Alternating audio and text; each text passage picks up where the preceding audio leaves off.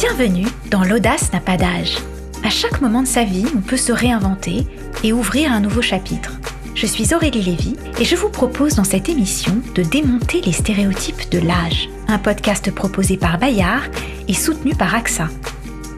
Cette semaine, nous recevons la réalisatrice, comédienne, journaliste et chroniqueuse Anne de Petrini. Elle nous raconte comment mieux se connaître pour aller mieux. Bonjour Anne de Petrini. Bonjour. Merci d'avoir accepté notre invitation. Avec plaisir.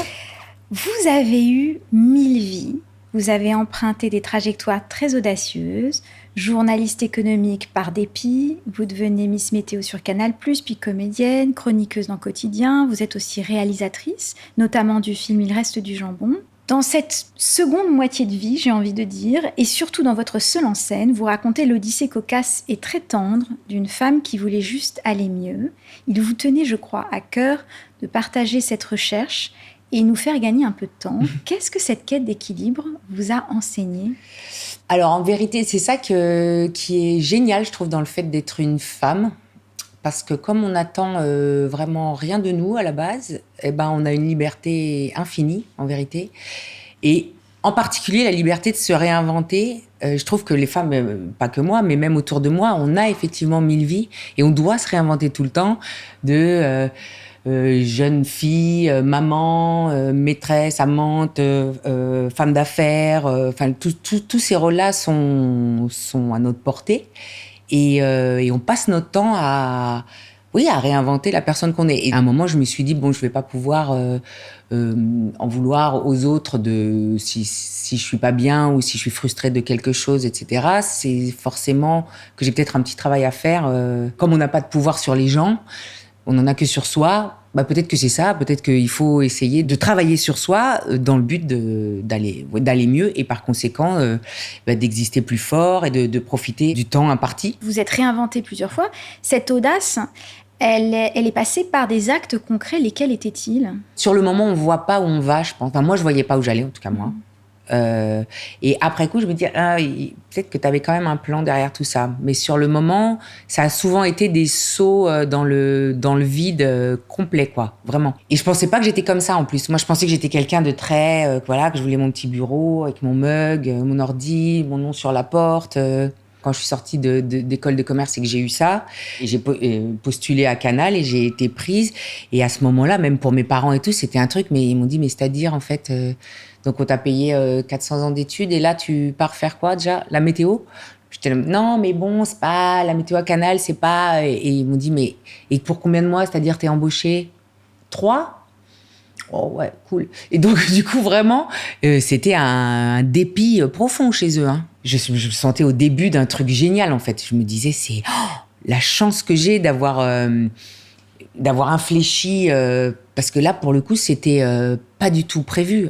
Mais c'est étrange parce que vous racontez assez librement que vous souffrez du syndrome de l'imposteur, et j'ai l'impression que pourtant, ça ne vous a pas empêché, qu'il y a une part d'inconscience, ou en tout cas que le désir a toujours surpassé le sentiment d'incapacité ou la peur, justement. Il y a des outils concrets pour tous les gens qui vont nous écouter, qui envisagent justement de changer de trajectoire, notamment aussi passer un certain âge, parce que c'est plus on avance dans l'âge, plus les gens se freinent eux-mêmes. Qu'est-ce que vous leur diriez ? Quels conseils vous leur donniez ? Moi, les premières bifurcations que j'ai prises, j'étais très jeune. Donc, en vrai, il y a ce truc qui va avec un peu aux innocents les mains pleines. Quand j'étais prise à Canal, au début, quand même l'été qui a précédé, je me suis dit, mais ils vont se rendre compte, en fait. Et ils vont me rappeler, ils vont me dire, non, pardon, excusez-nous, on s'est trompé de cassette, c'est vraiment idiot. Et non, c'est intéressant parce que c'est un truc qu'on perd, je trouve, avec l'âge, pour le coup. C'est cette espèce de pensée magique là de s'autoriser à rêver, de s'autoriser à y croire et d'essayer, en fait, tout simplement. Plus on avance en âge, plus on a construit des choses, plus après se mêlent là-dedans des enfants, des emprunts, des crédits, des chiens, tout ça. Et donc, du coup, on a tout ce monde-là à gérer aussi et on peut moins prendre de risques, peut-être. C'est ce qu'on se dit. C'est là que se comprendre soi et se soigner soi et se changer soi est d'autant plus intéressant parce qu'il va permettre d'être libre malgré tout ce qu'on a construit, justement. C'est-à-dire que... Oui, Et au départ, ce que j'arrivais bien à faire et qu'après, là, que j'essaye de récupérer, c'est effectivement de se faire confiance et de s'écouter. En fait, c'est un espèce d'instinct un peu enfantin comme ça que j'avais vraiment fort maintenant que j'y pense, parce que souvent je rêvais à ça, je rêvais à ce que j'avais envie de faire. Je me voyais dans des situations en train d'être qui je voulais être, etc. Et puis ça arrivait. Et après, on se dit, on va pas faire ça du tout, quoi. Je me suis souvenu de ce truc-là où vraiment pour m'endormir, c'était ça. J'imaginais un truc génial, quoi, qui me ferait vraiment plaisir. Parfois, parfois ça n'arrivait pas. J'ai pas encore d'Oscar, par exemple. Mais non, mais bon, voilà, c'est ce truc que je relie à l'enfance, moi, bizarrement. J'ai l'impression qu'enfant, on est plein de tous les possibles et qu'on désapprend ça après. Vous parlez aussi dans ce seul et dans cette quête de sens que vous menez justement en entrant dans cette deuxième moitié de votre existence. Vous parlez beaucoup de la santé mentale aussi. Vous en parlez de façon assez décomplexée et ouverte. Quels sont justement les conseils que vous partageriez sur comment prendre soin de soi et pourquoi c'est essentiel aussi à la façon dont on va vieillir, avancer dans l'existence, etc. C'est aussi de la curiosité, hein, et se connaître, c'est le chemin, c'est le chemin le plus fou en fait qu'on puisse faire quelque part en vrai. Il y a plein de façons d'éviter ce face à face avec soi qui est souvent hyper douloureux en vrai. Et au contraire, je trouve que c'est ça moi que je trouve intéressant, parce que c'est à partir de là, justement, qu'on se débarrasse de ces trucs d'angoisse, de syndrome d'imposteur, qu'on comprend qui on est, ce en quoi on est bon, super, ce en quoi on n'est pas bon, tant pis. Ouais, je trouve ça assez essentiel. Et d'ailleurs, c'est ce que je le disais sur scène, dans mon livre, ce que je disais en premier, le psy, même, ça devrait être quasiment obligatoire, et remboursé par la Sécu. C'est marrant qu'on continue à tellement, et ça c'est vraiment très occidental et même vraiment très français aussi, à séparer comme l'huile et l'eau, la tête et le corps. Vous la pratiquez tous les jours, la méditation ? Alors non, pas tous les jours, non. Parce que moi j'ai vraiment une approche bigou de ces trucs-là. C'est-à-dire qu'à la fois, je me dis c'est n'importe quoi. Et à la fois quand même, je me dis, en fait, s'il y a des gens, des cultures entières qui font ça, si y a des gens que ça a sauvé, essayons, non ? Et effectivement, quand j'ai compris que c'était des abdos du cerveau, en fait, une espèce de rééducation, de reset, comme on éteint son iPhone quand il a chauffé et qu'on le rallume. Ouais, ça crée cet équilibre. Bien sûr. Un peu au cœur de notre conversation, l'équilibre dans sa deuxième moitié de vie. Alors, comment vous le trouvez ? Alors là, on parlait de méditation, il y a des pratiques concrètes, se comprendre mieux soi, c'est-à-dire le parcours... le travail psychanalytique ou psychologique. Oui, moi j'ai commencé par ça, moi. Les 1000 vies que vous avez vécues, elles passaient aussi par des décisions concrètes. Quand on change de trajectoire comme ça, c'est important de bien s'entourer. De qui vous vous entourez, vous, professionnellement, et comment bien choisir un entourage, justement ? Moi, je suis quelqu'un d'assez seul. Seul dans le... C'est pas gênant. J'aime beaucoup ça, en plus, parce que je suis enfant unique et tout. J'ai grandi... J'ai eu besoin de cette bulle, vraiment. Et encore aujourd'hui, ça me manque parfois, mais physiquement, même comme une sensation de faim ou de manque de sommeil, quoi. Parfois, ça me rappelle les nerfs, les bruits, les gens s'occuper j'en ai besoin, vraiment. C'est un truc que je défends farouchement. Donc, les grandes décisions, les grands changements de vie comme ça, c'est souvent seul que je les ai entrepris au départ. Après... savoir s'entourer, en fait, je sais pas, ça c'est pour le coup, c'est un truc, j'ai l'impression, alors parfois je me suis trompée quand même comme tout le monde, mais qu'on me met sur mon chemin les bonnes personnes, ou que je sais les reconnaître en tout cas. Et j'ai rarement été déçue, quoi. Il y a une part d'inconscience. Ah, c'est sûr. Il y a une part aussi quand même, j'ai l'impression qu'il y a une part aussi de visualisation. vous semblez dire qu'avec le recul, vous aviez visualisé Oui, je pense, de nombreuses choses. C'est quelque chose qui revient beaucoup chez toutes les personnes qu'on a interviewées, cette question de la visualisation, de quand même pressentir, oui. pré-créer, en fait. Oui, les conditions, du coup, on est prêt, en tout cas, à accueillir le truc s'il doit arriver, peut-être. Vous parliez des rencontres et tout ça tout à l'heure. Il y a une rencontre en particulier qui a bouleversé le cours de votre existence, qui a changé votre vie, qui a été plus importante que les autres?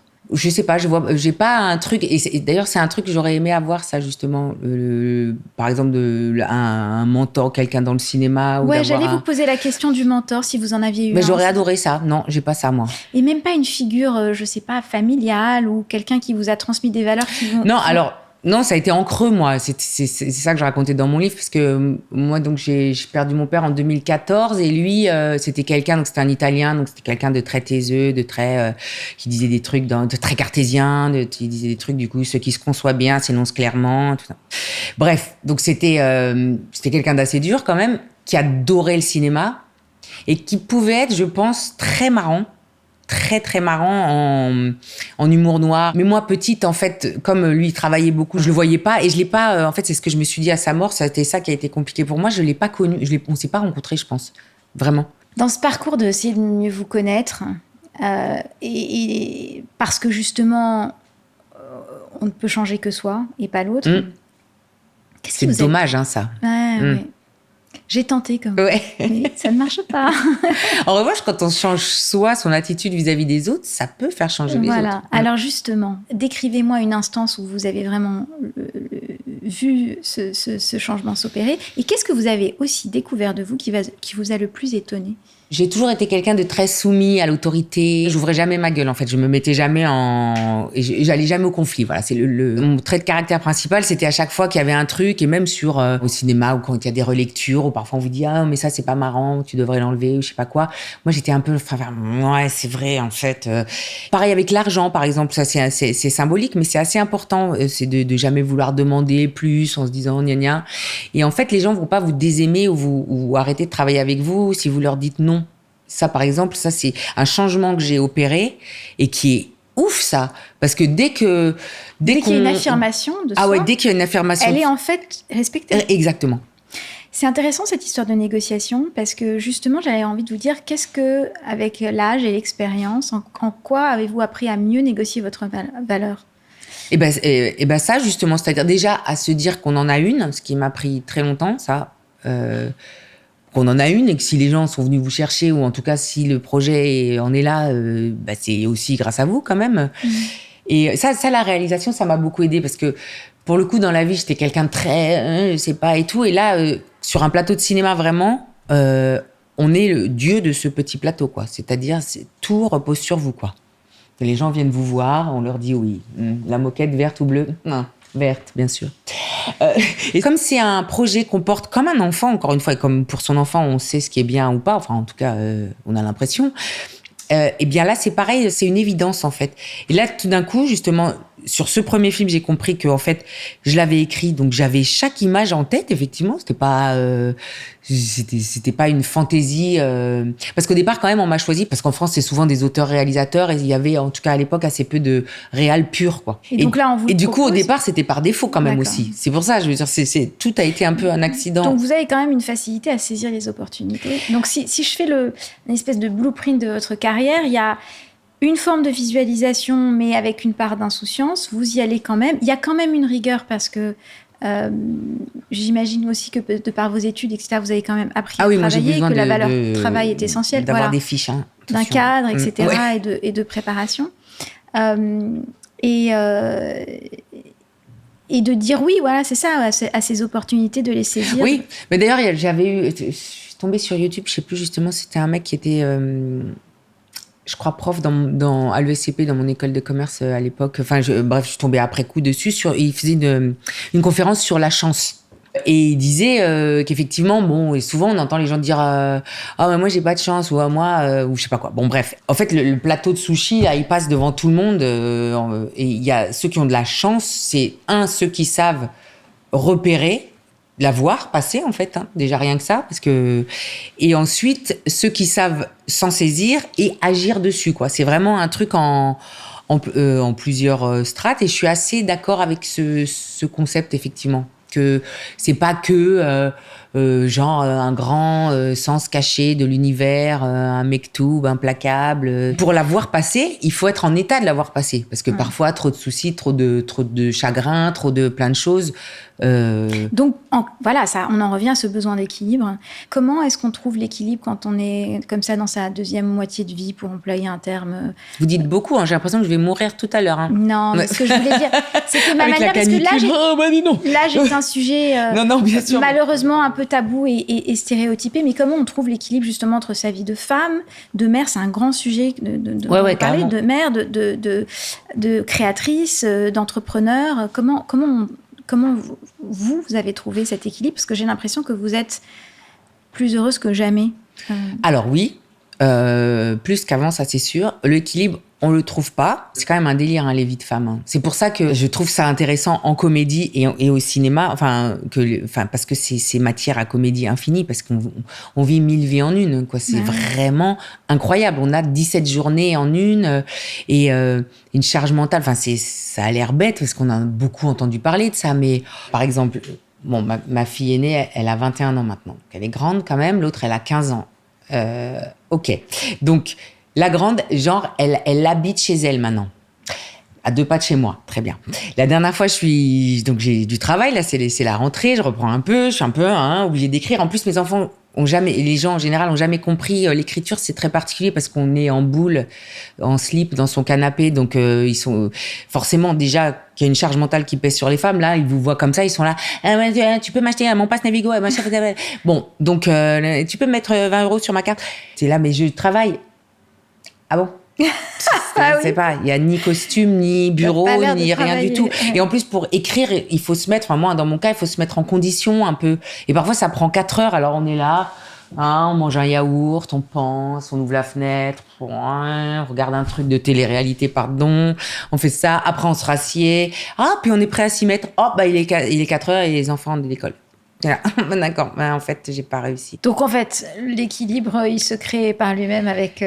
L'équilibre, moi, je l'ai pas... je pense que j'ai dû sacrifier des trucs, hein, quand même. J'ai sacrifié à un moment ma carrière, c'est un grand mot, j'aime pas ce mot-là, mais je pense que j'ai prioritisé... voilà, mes enfants, je pense. Vous regrettez certains sacrifices, d'ailleurs? Non. Non, en vrai, non. Tout est un équilibre pour moi. Si la culpabilité pèse plus lourd, je préfère faire le sacrifice. Si je devais refaire ma vie, je referais les mêmes choix, la même chose, les mêmes personnes. Parfois peut-être moins longtemps dans certaines situations, mais je referais tout pareil, ouais. C'est vrai? Ouais.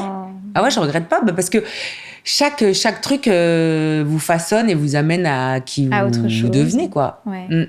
Qu'est-ce que vous diriez à tous les gens qui vont nous écouter, les femmes notamment, qui ont plus de 45 ans? C'est marrant, parce qu'on se pose la question sur l'âge aujourd'hui, comme on se posait la question plus jeune sur le fait d'être une femme. C'était souvent, est-ce que dans ce milieu, être une femme, c'est pas plus défavorisant? Et pour être très honnête, je le vois, les injustices, ne serait-ce qu'au niveau du salaire. Moi, dans mes films, je suis moins payée, au moins 30% qu'un homme. Ça, je le sais. Hein. Donc oui, l'injustice existe. Pour autant, voilà, être une femme, ça m'a jamais empêchée de faire des choses. Et en fait, c'est que je me pose même pas la question, je crois. C'est parce que les trucs m'arrivent tard, moi. Mais peut-être parce que c'est justement que vous avez trouvé une forme d'équilibre et que vous vous connaissez mieux.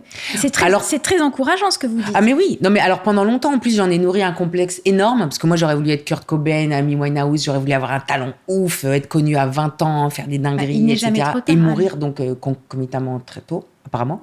Mais non mais ce que je veux dire, c'est que j'ai toujours admiré le génie jeune. Des gens qui avaient un truc et qui savaient justement où ils allaient, parce qu'il y en a comme ça. Quand vous voyez Madonna à l'époque, les interviews et tout, elle savait, la meuf, elle est partie avec $11 dans sa poche, elle savait qu'un destin l'attendait. Ça, je me disais, waouh, ces gens-là, je trouve ça fou en fait. Et après, maintenant, j'ai appris à accepter ça, que oui, les trucs m'arrivent tard. Et j'ai envie de dire, tant mieux, parce que ça me laisse, je me garde des plaisirs, quoi, comme ça. Le petit questionnaire de la fin. Allez-y. Pour avoir de l'audace, il faut bien se connaître. Quelle est, avec le recul, votre plus grande force et votre plus grande faiblesse?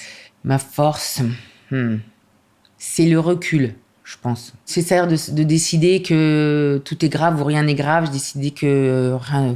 J'ai beaucoup de mal avec l'excitation, les trucs, les gens qui sont au bout de leur vie tout le temps. Donc relativiser.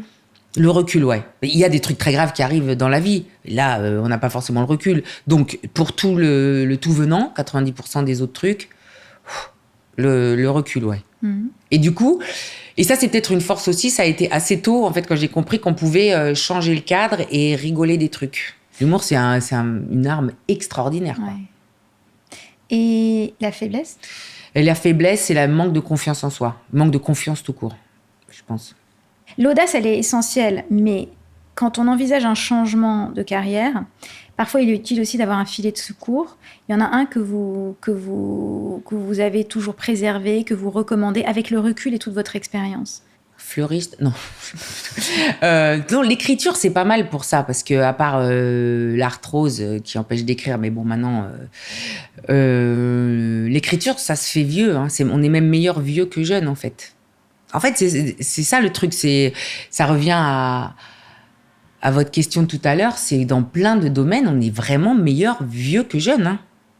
À part dans la course à pied, le mannequinat, enfin plein de... Et encore, hein. Tout ce qui est quand même de l'ordre de la réflexion, et même de l'humour, en fait, on est meilleur, on a vu plus de choses, on a plus de recul, on a emmagasiné des choses, on a vécu des expériences, enfin, c'est quand même précieux tout ça. Et c'est toujours, ça a été d'ailleurs, à chaque fois, ça m'hallucine quand les gens sont là, ouais, à 40 ans, on veut plus des gens, parce que gna, bah, franchement, il faut les prendre, les gens à 40 ans. Diriez-vous qu'il faut savoir tout faire ou savoir déléguer ? Non, j'hésite un peu entre les deux. Et je pense que c'est bien de déléguer, mais aux bonnes personnes. Mais j'arrive pas trop, moi. Vous êtes plutôt du genre à tout faire ? Ouais, j'aime bien essayer de tout faire. 2 petites questions finales. Comment aimeriez-vous qu'on se souvienne de vous ? Que j'ai bien rigolé. Moi, je veux tout axer à partir de maintenant sur la rigolade. C'est vraiment mon axe. Hein. Je veux plus que rigoler maintenant. Je pense que c'est la meilleure manière de vivre et de vieillir, d'ailleurs. Ah là là, ouais. Franchement, c'est... Et puis, c'est... Ouais. Et il n'y a pas d'effet secondaire, en plus. Et enfin, puisque l'audace n'a pas d'âge, qu'est-ce que vous n'avez pas encore osé, Anne ? Le truc que je me suis pas franchement autorisée, c'est jouer. Alors, je suis sur scène, mais c'est être actrice. Parce que ça, c'était le truc, je pense, c'était le truc que j'aurais aimé faire au départ et que je me suis pas autorisée parce que c'est un truc où il faut être choisi. Donc, c'est un truc qui me plaisait parce que on est dans le désir des autres. C'est justement le truc de pas contrôler. Et en vraie réalisatrice, c'est 10 fois plus riche et ça a été 10 fois plus intéressant, hein, en fait, pour moi. Hein, enfin, mais ça, c'est un truc que j'aurais aimé m'autoriser. Mais ça va se faire. Vous allez vous écrire là, un rôle coup, et ça va se faire. Oui, mais je pense que là, pour le coup, c'est moins simple. On va justement. tous visualiser. Merci, Anne. Je vous en prie, merci. Cultivez votre âme d'enfant nourrit l'audace. Autorisez-vous à rêver et à croire en vos projets à tout âge. On ne peut pas changer les autres, mais on peut travailler sur soi et son attitude pour améliorer une situation. Dépasser la peur de déplaire à l'autre quand vous dites non, savoir poser ses limites est un pas vers l'affirmation de soi.